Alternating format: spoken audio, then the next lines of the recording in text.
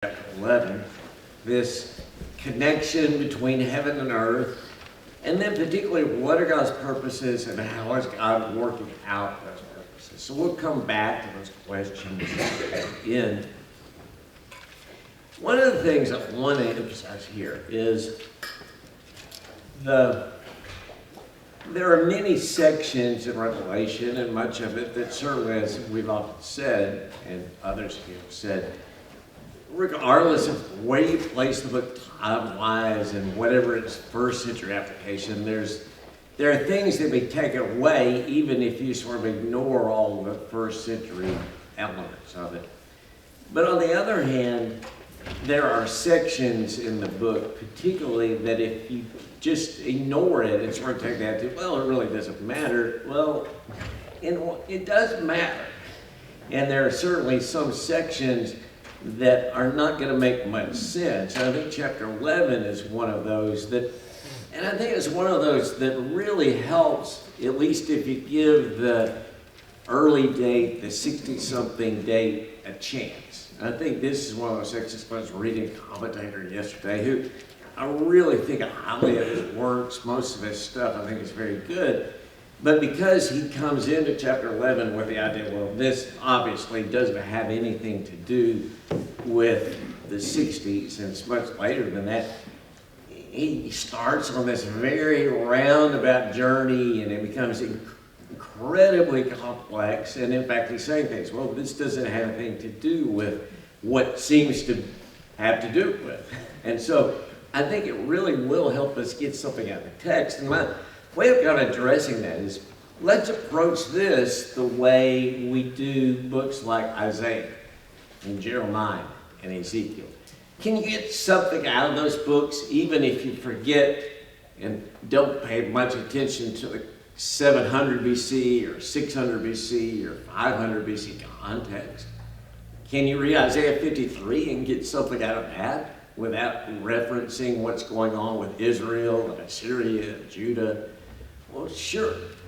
But on the other hand, when any of us say, well, you're going to get everything there is to get out of Isaiah by doing it.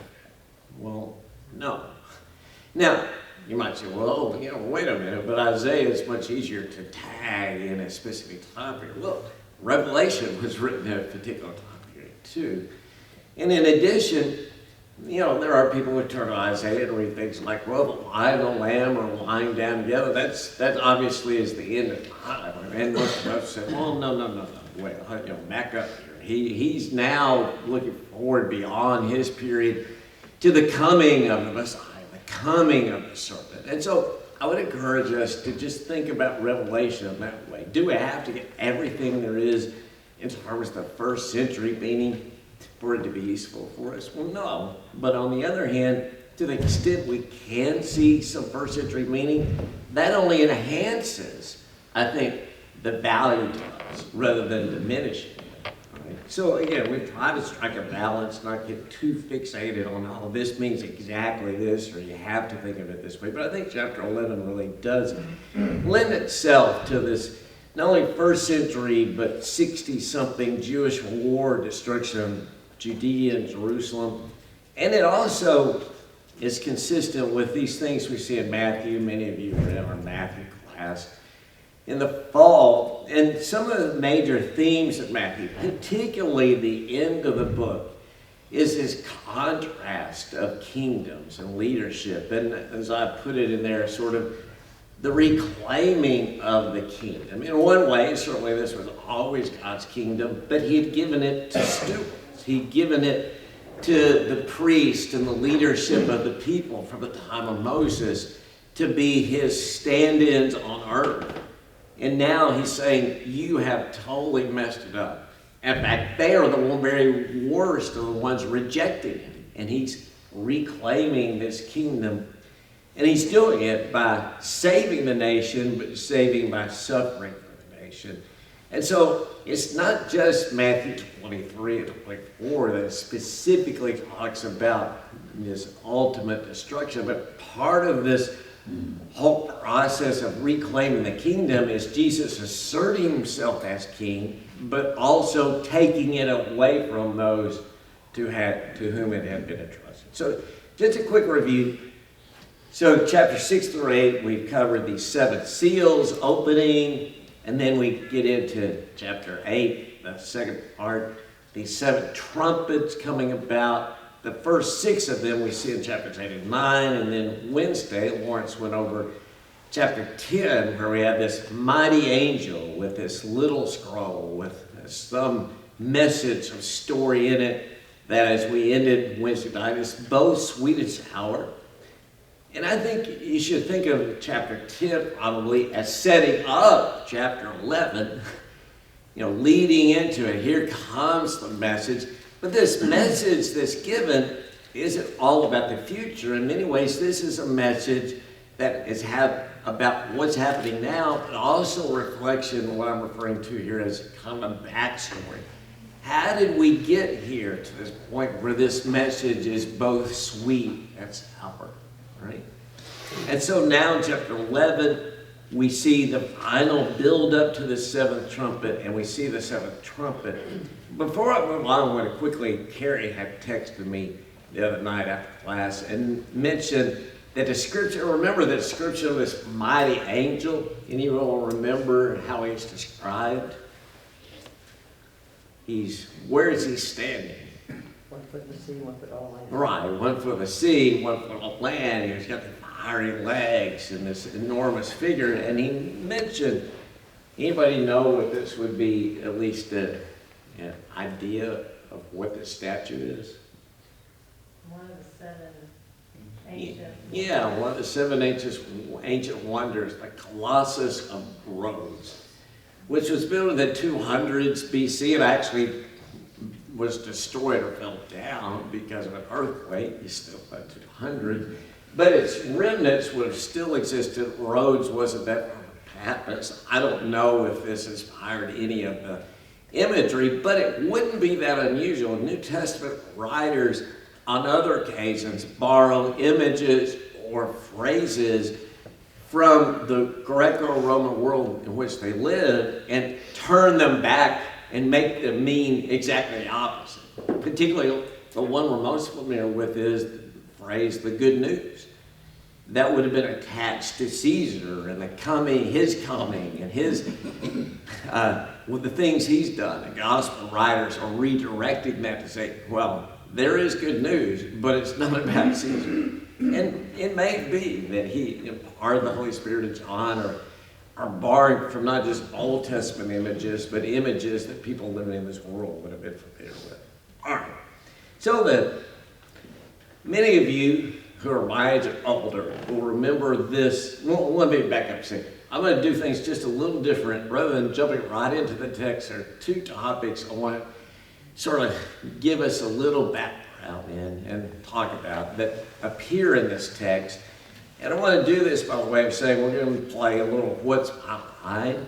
Now, I wasn't old enough to remember the 1950s, but and those that are younger, there is such a thing known, there was black and white TV. We had our first color TV in 1972, so I was used to that. And the premise here was, people would on her famous, relatively famous, and they would ask questions, try to guess their identity. So this is a pretty easy one. First, I am a city. You probably already are speaking, this would kind of give it away. I've sometimes been called Sodom. I've sometimes been called the Holy City.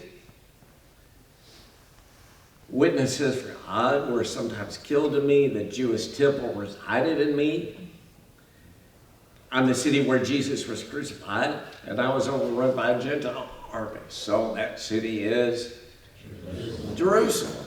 All right, so chapter 11, these are all of these phrases I included are all taken from chapter 11. And I think, again, our reference to it, some of them in ways certainly are spiritualized references. I don't think all these references are necessarily literal, but I think it's about Jerusalem. Now, I think no matter what day people choose, I think the commentators recognize, well, this is about Jerusalem, but then, like I said, some then go to great lengths to kind of say, well, no, but it's not really about Jerusalem. It's Jerusalem in some very abstract sense. We'll come back to that. And well, I'm not going to read all these, but like the Israel-Sodom connection is pretty extensive in the Old Testament. Isaiah, Jeremiah, Ezekiel, even Jesus in pronouncing these woes on these cities that were written, that he did most of his works in. He essentially says, hey, it's going to be better for Sodom than it will be for you, because Sodom didn't have me. They had me, they would have repented. Or it's Bethsaida, Chorazin, and Capernaum have not, or many of the people have not. Well, here's a little bit more involved, and I think and really important in this passage is the identity of these other people. So they're described in chapter 11 as the two witnesses who prophesy. So again, this is what's behind, who is this? Let's think about it. We are referred to as a lampstand and olive trees. Now, some of you know your Old Testament reference as well. Well, know this, others might not. Somebody, what most directly is this referencing? Remember? It's not a book we study a whole lot. We've mentioned it here. Zechariah uses both of those images. And clearly this is imagery that's overlapping. Where there it talks about the word of the Lord to Zerubbabel. It's not clear whether the word is the lampstand or Zerubbabel is the lampstand. But then it goes on to talk about those who stand or serve before the Lord on the earth. And that phrase essentially appears both in Zechariah 4 and Revelation 11. Right? And so you think, all right, he's referring to Zerubbabel, or he's referring to people living in Zerubbabel's time, maybe the high priest Joshua. But now he goes on. And I think, and I tried to identify who this is. Think about it. Fire comes out of their mouth and devours their enemies. Well, you think, well, that doesn't exactly ring a bell in terms of prophets, but hold on to that. Fire devouring the enemies. We have the power to shut up the sky so it will not rain. Who's that? Elijah. Now, connecting back to fire coming, it didn't literally come out of Elijah's mouth, but fire coming down from heaven and consuming the prophets of Baal. Yeah, and both of those images, I think, are directed toward Elijah. Now he comes and says, we have the power to turn the waters to blood and to strike the earth with other plagues. Moses. So now what seemed to be a message about the word of the Lord or Zerubbabel now has been expanded to these other witnesses. So Zerubbabel would have been, he was the descendant, the heir of David, carrying on the messianic promise. Now it's expanded to these two major prophetic figures, Elijah and Moses. And he goes on to say that the beast attacks us and kills us in the city where Jesus was crucified, and our enemies gloat. Now, beast imagery is used from here on the book pretty extensively, and I think in different ways. Here it seems to be most broadly kind of referring either to Satan or satanic forces in general, not some necessarily specific person. Attacks us and kills us. So it kills seemingly Elijah and Moses. But now he goes on to say, and after 3.5 days, he will rise from the dead and ascend to heaven. Now, who does that seem to? Jesus. Well, wait a minute. Who is this then? Who are these two witnesses? Well, it's Zerubbabel. It's the word of the Lord is Zerubbabel. It's Elijah and Moses. And Elijah and Moses stand for whom? The law and the prophets. And then Jesus. And we've mentioned this before in class. There are images that are, I think, composites of different biblical, pushing, or as we might say now, mashing up different biblical characters and figures. And I think he's doing that here. And as we'll see, I think these, because they have a common purpose. Here are some references to two witnesses and messengers that I think help us think about that. Later in Zechariah 7 talks about how they would not listen to the law and the words that the Almighty had said, or to the Spirit through the earlier prophets. They wouldn't listen to the law of the prophets. And for all the prophets of law prophesied until John in Matthew 11. Remember the story of the rich man Lazarus. The rich man says, hey, send Lazarus back to where my brothers. And what does she say to them? Well, they have Moses and the prophets. If they won't listen to them, they're not going to listen, even though someone rise from the dead, which is foreshadowing the very events. What major event in Scripture, I sometimes refer to this as the least, it's sort of the underappreciated big event of the Gospels that uses this same imagery? The Transfiguration. So here's my picture of it. All right. Yeah. That Moses and Elijah are coming and speaking with Jesus. And Jesus refers to, again, whether in Matthew 23, here I pulled earlier in Jesus' ministry where he talks about this generation will be held responsible for the blood of all the prophets that has been shed from the beginning of the world. Right? And so I think we should think about the two witnesses as being the message and or the messengers of God's plan, of his good news, of what he's bringing about, of his plan. Is that Moses and the law? Yes. Is that Elijah? Yes. Is that the other prophets? Yes. Is that ultimately Jesus Christ himself? Yes. And so I don't think the two witnesses is one piece of that. I think it's, again, the message and the messengers are all being lumped together depending on exactly where he goes with this. All right.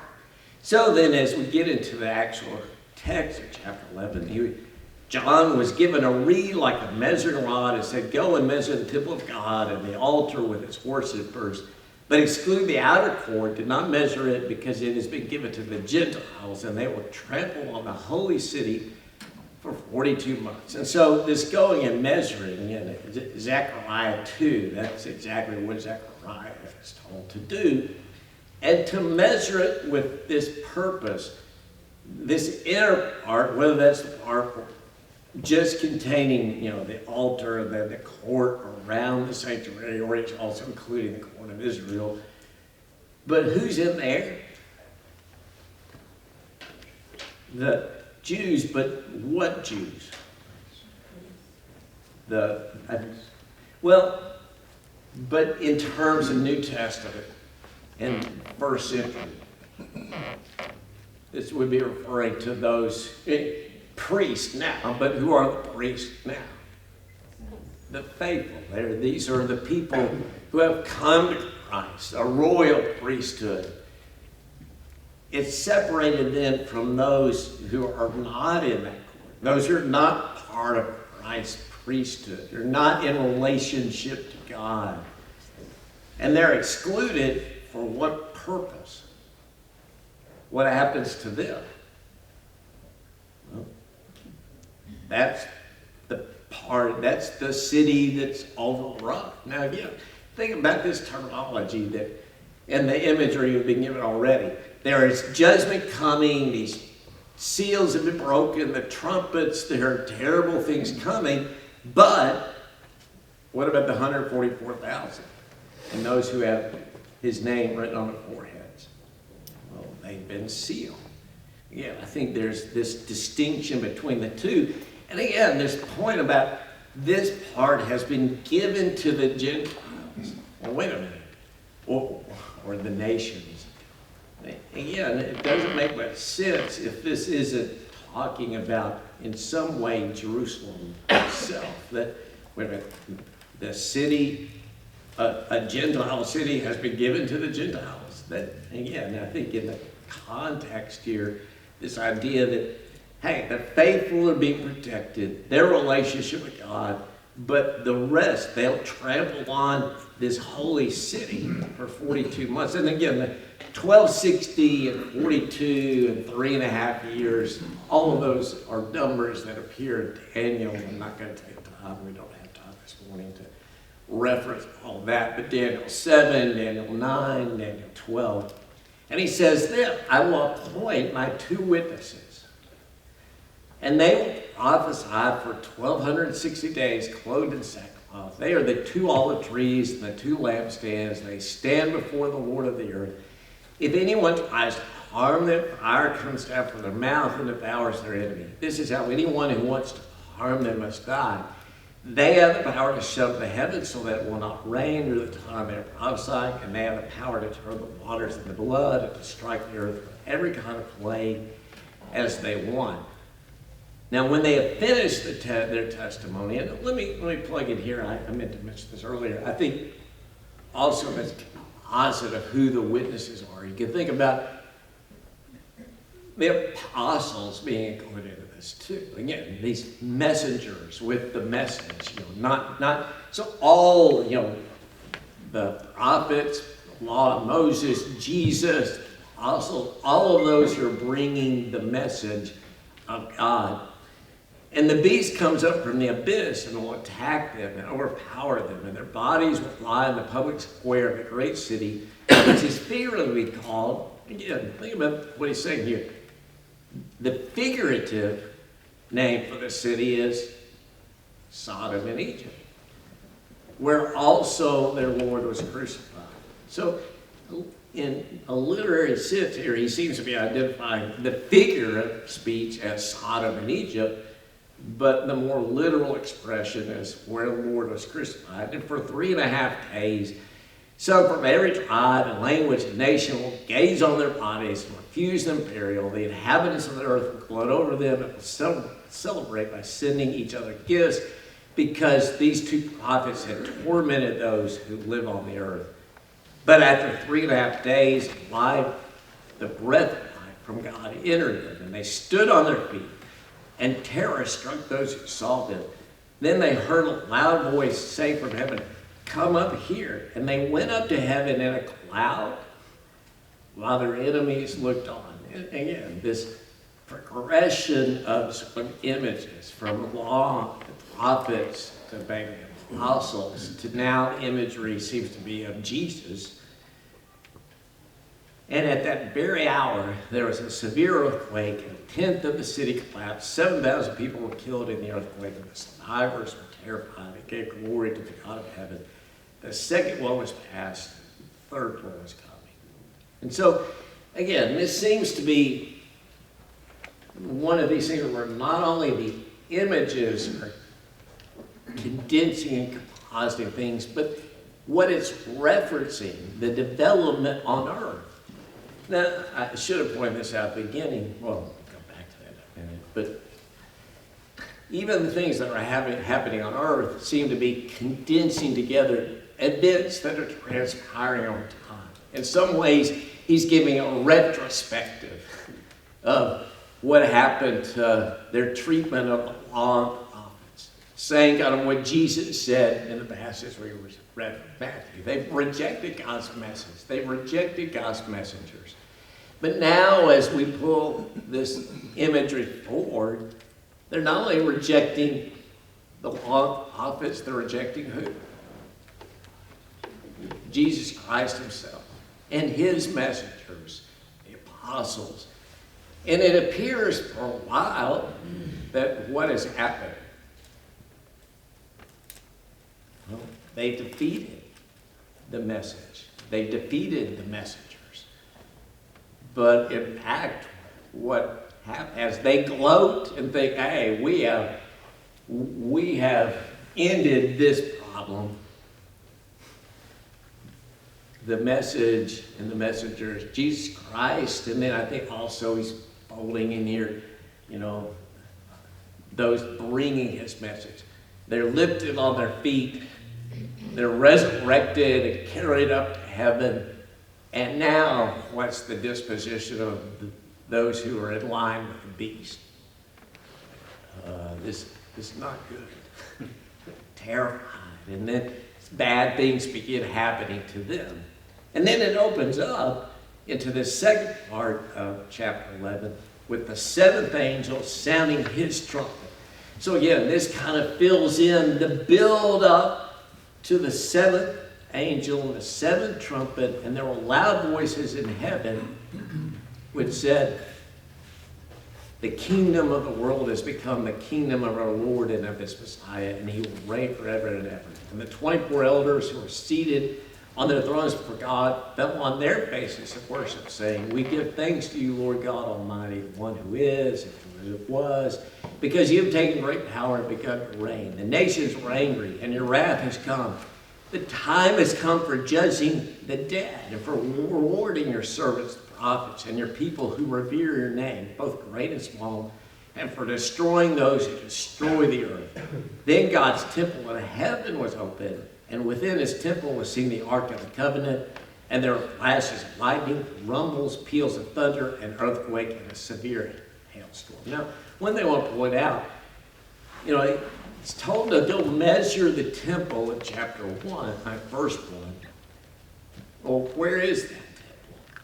Well, it seems to be in a different location than this.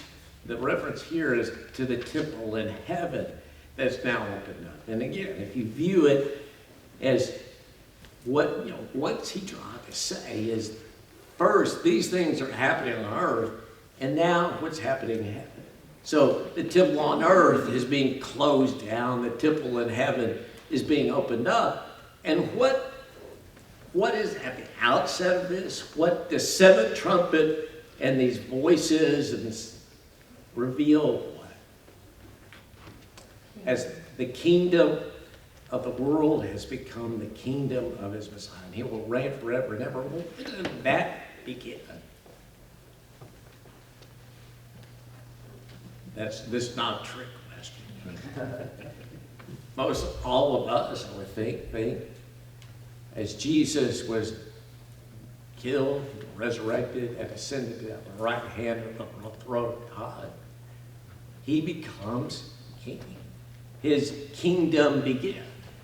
That's the climactic event.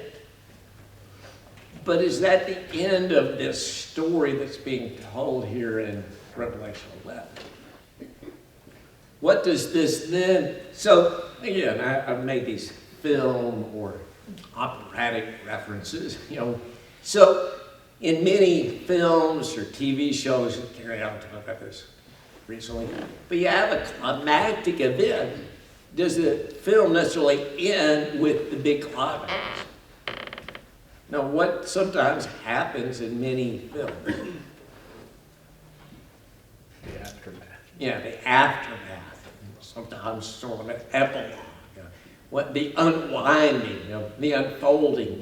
Those are I'm pulling all these 1950s, 60s TV references. But if you ever watched Dragnet, the old one, so they catch the criminal. That's really climactic event. But then what happens after the commercial?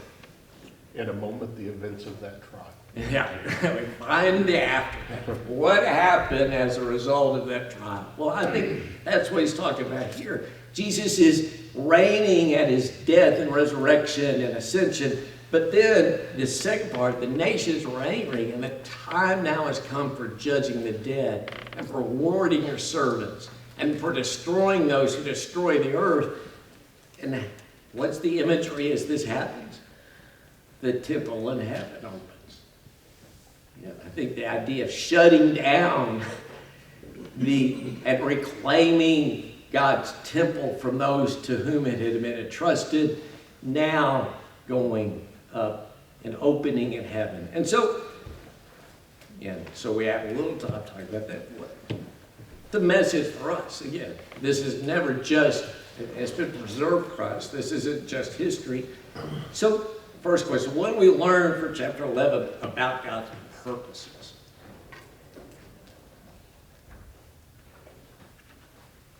I know I answered a lot of my own questions, but this is a real question. We have to either believe his message or it's over. Yeah, I mean, part of it is he wants to divide those who are willing to seek and listen from those who are not, and gives many opportunities. Well, that comes back sort of related to this. How does he, what do we learn about how he works out these purposes? He works with a lot of patience, because the two witnesses, that would have spanned a very large amount of time, and he had a lot of patience waiting. It's 1,500 years from Moses to Jesus. So he's witnessing, he's delivering his message in many ways over long stretches. What else? It's interesting to make a general observation about the way the world views the testimony of the gospel, because these witnesses, as the weapon is their mouth, right? And it's burning, but it's the testimony, it's the words of the gospel, and it burns like fire, and the world can't tolerate it, and they want to silence them, and they'll even lash out against them in order to do so. So it's an interesting generalization. Right. So you can see how that then up in this question, well, what ultimately it's not just us, but even these Christians living over first century Asia Minor, modern day Turkey, you know, well, okay, all these events aren't directly happening to them, but they are living in a world that is increasingly becoming hateful toward them, and especially for the next 200 years. That's the world Christians are living in, and even today, Christians in China and other places are living in a world that hate is during the satanic forces are working against, and sometimes gloating over the idea. But also even Christians, and maybe these first century Christians living in Asia Minor, or maybe us, kind of falling on Floyd's point. What can be our view of trends we see in the world? Looks like the satanic forces are winning sometimes. Yeah. Any of us over the last decade felt like, where is this headed? This isn't, we always think, well, Christ is Christ is great. When we look at it, you think, all right, we haven't reached, the state where people are being put on stakes or fed to lions. We're way short of that, but there's more open antagonism toward Christians or Christianity, especially in parts of the world. We spent that semester in England. England, is predominantly non-Christian I think in the broadest sense of that. And so this partly here, I think this is a message really critical for us. God has big purposes, and He is working on this saving humanity and dealing with evil. But what is His time scale? It's not our lifetime. Again, I tend to view things as, months, years. Maybe if I'm taking the big picture, I'm looking back over my lifetime. Well, my lifetime is not the big picture. He's saying, you look back over 1,500 years, there's been ebb and flow, and the witnesses destroyed, people with fire from their mouths, but then the witnesses sometimes were killed. What did it look like to Elijah? He was the only one. He was the only one. We read that now, well, Elijah, but had we been in his shoes, what do you think we would have felt? We'd have felt isolated, beaten down. And so this image, keeping our minds, again, this goes back to, what does this show us about the connection between heaven and the earth? The Lawrence mentioned last night, Revelation keeps going back and forth, view of heaven, view of the earth, view of heaven, view of the earth. Well, events are playing out in heaven, and have played out. And when you get beaten down and you're feeling pressed down, read the second part of chapter 11. And let your voice join in prayer or it's on with these people stating, where is Jesus? Right. What's he doing? Reigning forever and ever at God's right hand. Well, today, I don't know, somehow 40 minutes went in like 15. But thank you all.